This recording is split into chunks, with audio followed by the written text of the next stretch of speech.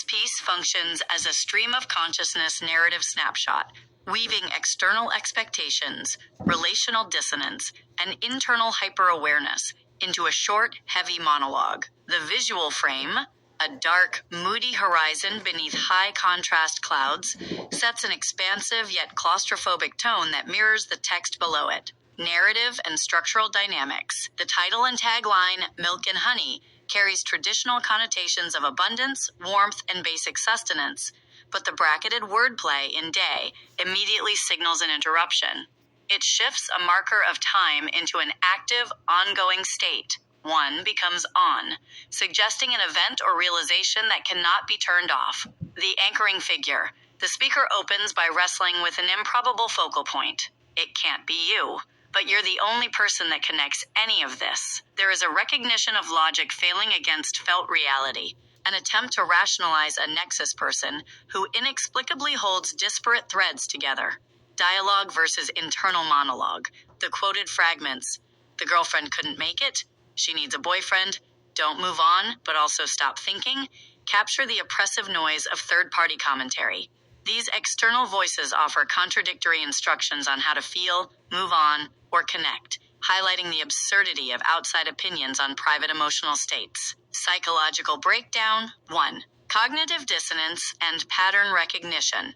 The speaker is actively trying to reconcile external inputs with internal truth. The line, the patterns of words and of how they're said, reveals a mind operating in a state of high analytical acuity.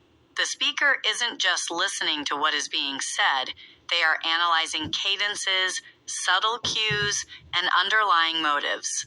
This focus on how things are said points to a hypervigilance born from trying to parse sincerity from noise. 2. Autonomy versus projection. There is a sharp assertion of boundary and respect in "she needs to speak for herself." Amidst the surrounding chatter and unsolicited commentary about relationships, the speaker grounds themselves in agency. They refuse to accept projected narratives about another person, insisting on direct, unmediated reality rather than social rumor or pressure. 3. The questioning of perception.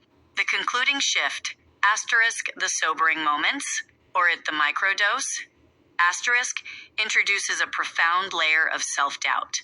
After building a meticulous observation of speech patterns and emotional dynamics, the speaker suddenly interrogates their own apparatus of perception. It reflects a classic existential dilemma. Is this clarity, or is my frame of reference altered? By posing it as an open question, the piece leaves the reader suspended in that exact threshold between heightened insight and second-guessing one's own mind. The musical context. The active player at the bottom, featuring "Hello My Old Heart" by the Oh Hellos, acts as an understated thematic anchor. That song centers on building walls around one's heart to protect it from further strain, only to realize the containment itself causes a different kind of numbness. Placed beneath this text, it underscores a central impulse running through the entire text: the tension between protecting oneself from external noise and remaining open to genuine connection.